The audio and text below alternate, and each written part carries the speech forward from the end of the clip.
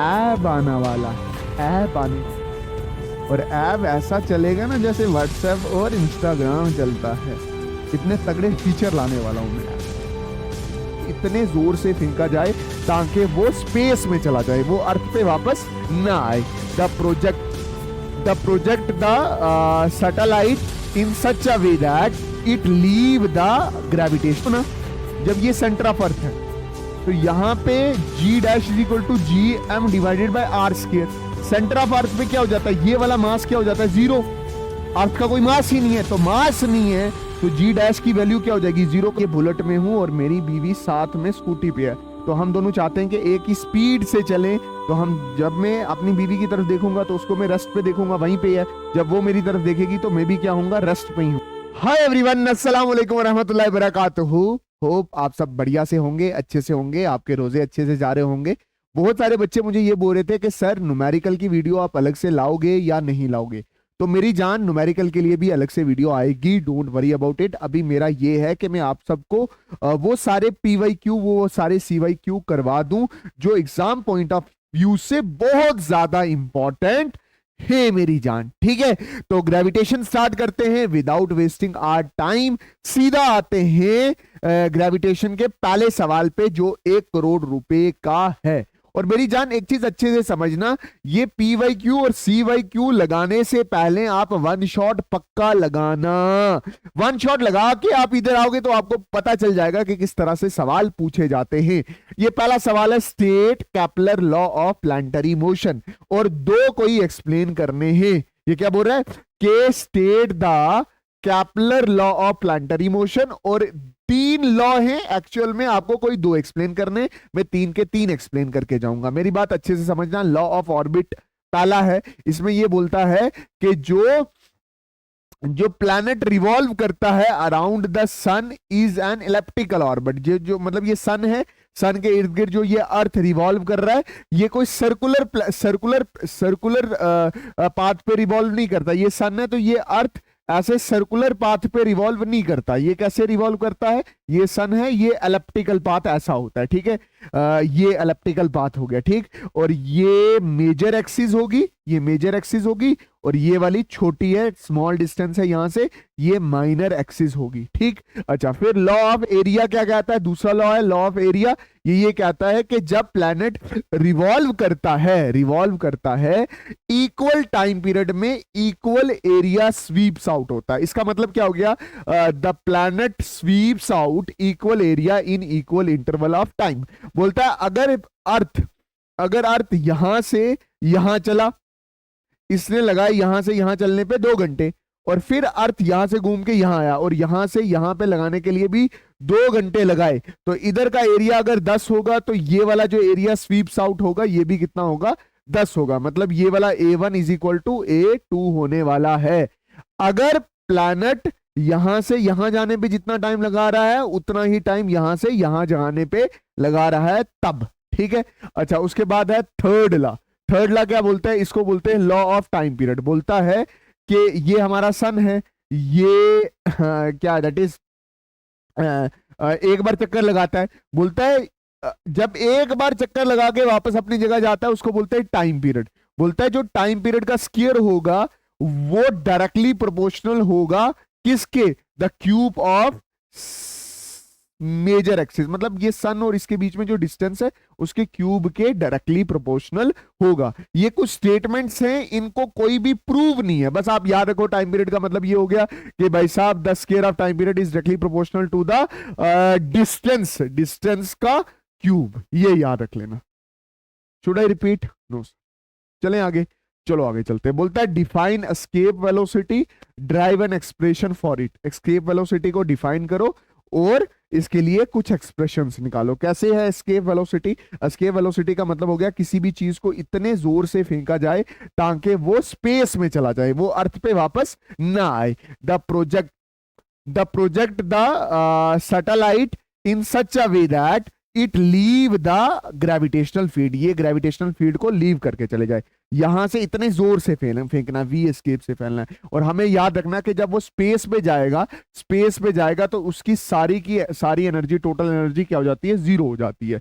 यहां पे डेरिवेशन करते वक्त आपको ये याद रखना है कि यहां जो डेरिवेशन निकलती है वो किसके बेसिस पे निकलती है, एनर्जी कंजर्वेशन। एनर्जी कंजर्वेशन मतलब जो अर्थ पे टोटल एनर्जी है वो फाइनल स्पेस की टोटल एनर्जी के क्या है, बराबर। अब मैंने बोला स्पेस में जाके जीरो हो जाती है, तो टोटल एनर्जी है क्या, kinetic energy plus potential energy. Kinetic energy का फॉर्मूला क्या, हाफ mv स्क्वायर, और ग्रेविटेशनल पोटेंशियल एनर्जी का फॉर्मूला क्या, माइनस, ये प्लस तो वैसे रहेगा, ग्रेविटेशनल पोटेंशियल एनर्जी क्या होती है, minus GMM divided by R square is equal to 0। ये हाफ mv स्क्वायर इधर ही रहा, ये माइनस का था इधर चला गया तो प्लस आ गया, GMM divided by R square, ये m और m क्या हो गया, cancel, v square upon 2 is equal to GM upon r। ये 2 इधर था, 2 को इधर ले गए तो v square is equal to 2 GM upon r। ठीक है, तो वेलोसिटी क्या हो गया, वेलोसिटी ये स्क्वायर है तो उधर जाएगा अंडर रूट 2 GM अपॉन और 2 GM अपॉन r। याद रखना g is the acceleration due to gravity, वो किसके बराबर है, GM upon R square. g is the acceleration due to gravity, वो किसके बराबर है, GM upon R square, GM upon R square. अगर तो ध्यान से देखें नीचे आर स्क्वायर को खोल के लिख दो r इंटू आर, और एक r को उठा के इधर ले जाओ तो R g is equal to GM upon R. तो आर जी किसके बराबर है, GM upon R. GM upon R की जगह क्या लिख सकते हैं, आर जी, ये याद रख लेना। तो GM अपॉन आर, आर की जगह आपने क्या लिख दिया, आर जी। तो एस्केप वेलोसिटी कितना आ गया, दैट इज अंडर रूट 2 जी, तो अंडर रूट 2 आर जी बराबर है, ये बराबर है under root 2 R G. R क्या आ गया, R is the radius of the earth. ठीक है, G is the acceleration due to gravity, और 2 एक नंबर है। जब इसको सॉल्व करोगे तो आंसर आएगा 11.2 किलोमीटर पर सेकंड। ये चीज ध्यान में रखना, रेडियस ऑफ अर्थ भी आपको पता है, एक्सेलरेशन ड्यू टू ग्रेविटी की वैल्यू भी आपको पता है। अच्छा, ये बोल रहा है, बोलता है the escape velocity of the earth is इतना, जो मैंने अभी बता दिया है। बोलता है if the escape speed, find the escape speed of another planet, मतलब किसी दूसरे प्लैनेट पे जाके आपने चीज को फेंकना है जहां का मास 100 टाइम्स है और रेडियस 10 टाइम्स है to the of the earth. अब मेरी बात अच्छे से समझने की कोशिश करना, मैं आपको ये चीज समझाने की कोशिश कर रहा हूं कि जो एस्केप वेलोसिटी है उसके फॉर्मूले में, उसके फॉर्मूले, एस्केप वेलोसिटी के फॉर्मूले में आपको 2 नजर आ रहा है, आर नजर आ रहा है और जी नजर आ रहा है। आपको कहीं पे भी मास नहीं नजर आ रहा। अगर मास नहीं नजर आ रहा तो 100 टाइम्स मास का, ये जो 100 टाइम्स आप मास के गुण गा रहे हो, इसका कोई फर्क नहीं पड़ने वाला। ये सवाल में मतलब आपको कंफ्यूज करने के लिए 100 टाइम्स दिया है मास का इंक्रीज, आपका क्या है, रेडियस 10 टाइम्स इंक्रीज हो गया। तो मैं आपको बोल रहा हूं कि वी एस्केप जो है वो अंडर रूट 2 आर जी है। आपको रेडियस पे फर्क पड़ता है, मास पे फर्क पड़ता नहीं है। तो ये अर्थ का एक्चुअल में ये है। ठीक है, जब आप किसी और दूसरे प्लैनेट पे गए तो वहां पे क्या होगा, v escape is equal to under root 2 तो वैसे ही रहेगा, रेडियस 10 गुना हो गया, और जी वैसे रहेगा। अब ये अंडर रूट 2, अंडर रूट 10 ये बाहर आ गया, अंदर क्या बचा, अंडर रूट 2 जी आर, और आपने अंडर रूट 2 आर जी की वैल्यू क्या है, 11.2, अंडर रूट 10 की वैल्यू वैसे ही, और ये escape velocity on other planet, किसी और प्लैनेट पे निकाल के बताइए। ठीक है, अच्छा अंडर रूट 10 की वैल्यू क्या है, 3.16, और एस्केप वेलोसिटी कितनी है, 11.2, तो 11 पॉइंट वैसे ही 11.2 को 3.16 से मल्टीप्लाई करोगे तो 35.417। अब मैं मल्टीप्लाई करके बता सकता हूं बट टाइम नहीं वेस्ट करूंगा। एक सिंपल कैलकुलेटर आपकी क्लास में या आपके एग्जाम में है, अलाउड है। ठीक है, वो बोल रहा है explain Kepler law of planetary motion. 3 laws मैंने आपको रटा दिए, वो ही पहले वाले याद करने, और उसी लॉ से आपने Newton law of gravitation find out करना है। मेरी बात ध्यान से समझना, मैं बोल रहा हूं deduce the Newton laws of gravitation from Kepler law, मतलब केपलर पापा है ग्रेविटेशन के।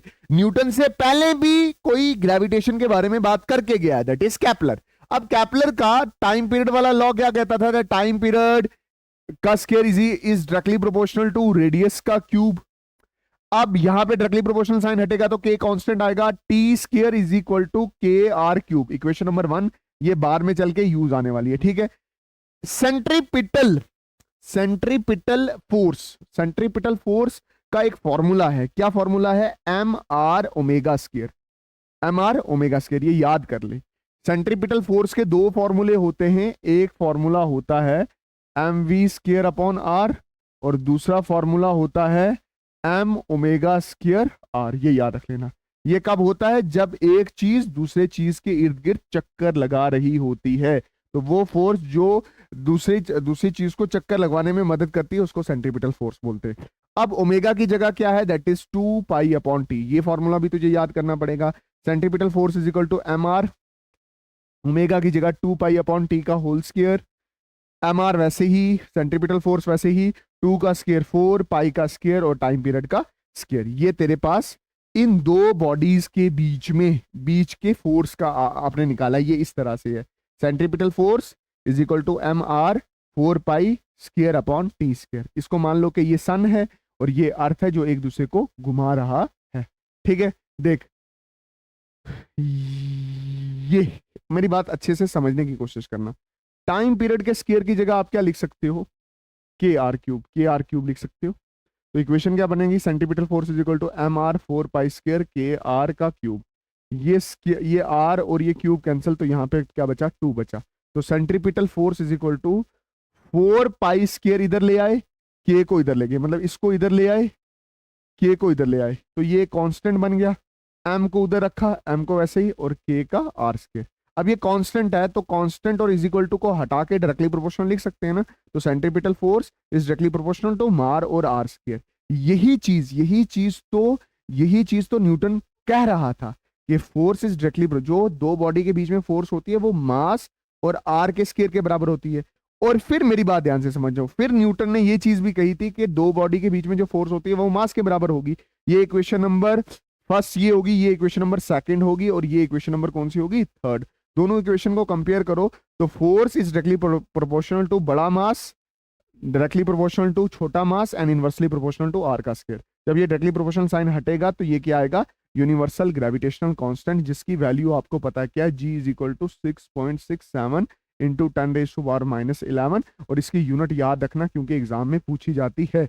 और यूनिवर्सल लॉ ऑफ ग्रेविटेशन भी बहुत इंपॉर्टेंट है, वो भी करके जाना है। वो मैं इधर इसलिए नहीं करवा रहा हूं क्योंकि वो सारे करते हैं, ऑब्वियसली बात है, ग्रेविटेशन स्टार्ट करने से पहले सब करते हैं। बोलता है what is a geostationary satellite, बोलता है जियो स्टेशनरी सैटेलाइट क्या है, write some of the properties. Geostationary satellite क्या है, the geostationary satellites is the satellites which is stationary, stationary का मतलब हो गया रेस्ट में, जो किसमें है, रेस्ट में, with respect to the earth, मतलब ये आपका अर्थ है, ये अर्थ है, एक्चुअली में अर्थ ऐसे घूम रहा है, बट उसके पर्सपेक्टिव में वो सैटेलाइट भी उसके इर्द गिर्द घूम रही है। तो इसको क्या लग रहा है, ये वाला क्या है, रेस्ट में, और इसको क्या लग रहा है, ये वाला क्या है, रेस्ट में। जैसे फॉर एग्जांपल मैं ये बुलेट में हूं और मेरी बीवी साथ में स्कूटी पे है, तो हम दोनों चाहते हैं कि एक ही स्पीड से चलें। तो हम, जब मैं अपनी बीवी की तरफ देखूंगा तो उसको मैं रेस्ट पे देखूंगा, वहीं पे है, जब वो मेरी तरफ देखेगी तो मैं भी क्या होऊंगा, रेस्ट पे ही होऊंगा। तो एक दूसरे के मुताबिक ये रेस्ट पे होते हैं। जितनी वेलोसिटी ऑफ अर्थ है उतनी ही वेलोसिटी ऑफ सैटेलाइट है। एंगुलर वेलोसिटी में अच्छे से बोलूं क्योंकि चीजें घूम रही हैं। Angular velocity of earth is equal to angular velocity of satellite. इनकी ओरिएंटेशन भी सेम है, जिस तरफ सैटेलाइट जा रही है उसी तरफ अर्थ भी घूम रहा है। और टाइम पीरियड क्या है, 24 आवर, क्योंकि अर्थ एक चक्कर अपनी जगह रिवॉल्व, रोटेट करने में 24 आवर लगाता है, 24 आवर लगाता है, और उसके इर्द गिर्द रिवॉल्व करने में भी सैटेलाइट 24 आवर भी लगाएगी। अब मेरी बात ध्यान से समझना, ये किसी हाइट पे होगी, ये हाइट किसी हाइट पे होगी, ये सैटेलाइट। मुझे बताओ ये कितनी हाइट पे होगी सैटेलाइट, ये आपका मेरा सवाल है आपसे, कमेंट सेक्शन में बताना, ठीक है। अच्छा, बोलता है differentiate between inertial mass and gravitational मास।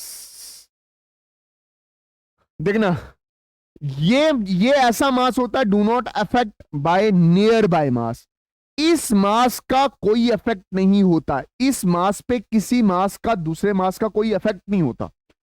और ग्रेविटेशनल मास क्या होता है, अफेक्टेड बाय नियर बाय मास। ये ऐसा मास है जिस पे असर पड़ता है नियर बाय मास का। बात समझे कि नहीं है, मेरे बात समझना देना। अगर कोई मास बिल्कुल अकेला है, उसके इर्द गिर्द कोई मास नहीं है, तो उसको बोलते हैं इनर्शिया मास। अगर मैं दो मासेस के बारे में बात करूं तो वो है ग्रेविटेशनल मास। ठीक है, वैसे इसको भी केजी में नापते हैं, ये भी स्केलर होता है, इसको भी केजी में नापते हैं, ये भी स्केलर होता है। एक्चुअली ग्रेविटेशनल मास वो वाला मास होता है जो universal law of gravitation, universal law of gravitational वाले मास की बात कर रहा है। और ये वाला मास बिल्कुल अकेला मास होता है। देख मेरी बात सुनना ध्यान से, ये मेरा मास है। अब मेरा मास कितना होगा वो अर्थ के मास पे डिपेंड कर रहा है। अगर एक मास दूसरे पे डिपेंड करे तो वो है ग्रेविटेशनल मास। अगर एक मास बिल्कुल अकेला है जिसका किसी दूसरे मास के साथ कोई लेना देना नहीं है, दैट इज इनर्शियल मास। ठीक है, अब है discuss the variation of g with depth, what happen to the ji at the centre of the earth. मेरी बात बिल्कुल ध्यान से अच्छे से समझना। ठीक ठीक ठीक ठीक, अब मेरी बात ध्यान से अच्छे से समझना। मैं क्या बोल रहा हूं कि ये सरफेस है, ये सरफेस है, ये सरफेस है, ये बिल्कुल ये सरफेस है, सतह है। इधर जी का फॉर्मूला होता है G M divided by R square. G is the gravitational constant, M is the mass of earth, R is the radius of the.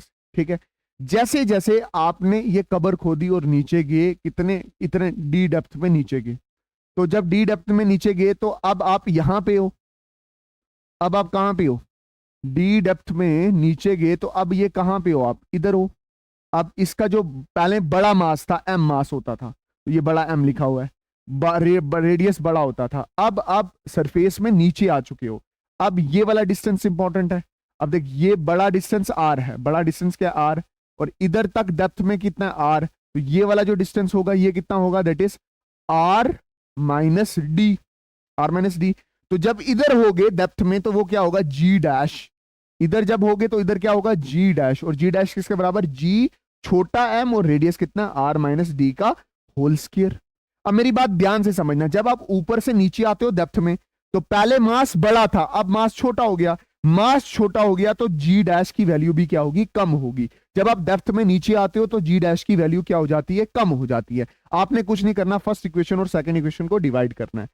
Divide the two equation, मतलब सेकंड को फर्स्ट के साथ डिवाइड कर देना है। G dash upon जी, G dash क्या, जी dash क्या, जी dash आपने थोड़ा गलत लिख रखा है, जी डैश है मेरी जान, जी डैश है जी छोटा M divided by R minus D का होल स्क्वायर, और डिवाइडेड बाय क्या आएगा, जी एम, जी बड़ा M divided by R square. जब आपने इन दोनों इक्वेशनों को किया divide, G dash upon G, तो आपका ये पूरा सॉल्व करने पे, ये पूरा सॉल्व करने पे आप याद रखना क्या आएगा, one minus D upon R. ये दिमाग में रख लेना, ये तुझे याद करना पड़ेगा। ठीक है, अब मैंने इसको सॉल्यूशन दिया है वन शॉट में, बट अगर अभी तो थोड़ा थोड़ा जल्दी है, तुझे थोड़ा जल्दी जल्दी आना चाहिए, तो मैंने तुझे बोला रट्टा मार ले, कुछ फर्क नहीं पड़ता। ये जितने स्टेप बता रहा हूं इतने ही लिखना। ये जी इधर मल्टीप्लाई कर दिया, ये जी आपने इधर मल्टीप्लाई किया, तो G dash is equal to क्या आ गया, G into one minus D upon R. अब हुआ क्या है कि फाइनल इक्वेशन में क्या आ रहा है, G dash is equal to जी, इसको अंदर मल्टीप्लाई किया, जी माइनस इसको दोबारा अंदर मल्टीप्लाई किया, तो डी अपॉन आर इंटू जी। अब देख है क्या, 10 ग्राउंड पे, अब इतना कम हो रहा है, मान लीजिए 2 कम हो रहा है, तो 10 माइनस 2 कितना हो जाएगा, 8। मतलब जब कभी भी आप डेप्थ में नीचे आते हो तो जी डैश की वैल्यू क्या हो जाती है, कम हो जाती है। अब है ड्राइव एन एक्सप्रेशन, बोलता है drive an expression for orbital velocity of a satellite. Orbital velocity क्या होती है, the velocity with which the satellite is revolve around the planet. क्या बोल रहा हूं, वेलोसिटी with which satellite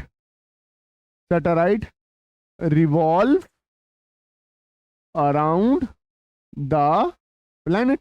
यही तो है। अब होगा क्या कि भाई साहब ये सैटेलाइट है, ये इसके इर्द गिर्द क्या कर रही है, रिवॉल्व कर रही है। ये प्लैनेट अर्थ है तो इसका मास m होगा, इसका मास होगा छोटा m। इन दोनों के बीच में दूरी कितनी है, r है। अब इन दोनों के बीच में ग्रेविटेशनल फोर्स है, ये ग्रेविटेशनल फोर्स है, वही इन दोनों को इसके इर्द गिर्द घुमा रहा होगा। मतलब ये प्लैनेट अर्थ इस सैटेलाइट को इसलिए घुमा रहा है क्योंकि इन दोनों के बीच में ग्रेविटेशनल फोर्स है। वही ग्रेविटेशनल फोर्स किसके बराबर, सेंट्रीपिटल फोर्स। सेंट्रीपिटल फोर्स का फॉर्मूला क्या है, mv स्क्वायर अपॉन r, और ग्रेविटेशनल फोर्स का फॉर्मूला क्या है, gmm divided by r square. ये m और m कैंसिल हो गया, v square upon r is equal to gm upon r square. V square upon R is equal to G M upon R square, ये R cancel, ये R का square cancel, V square is equal to G M upon are.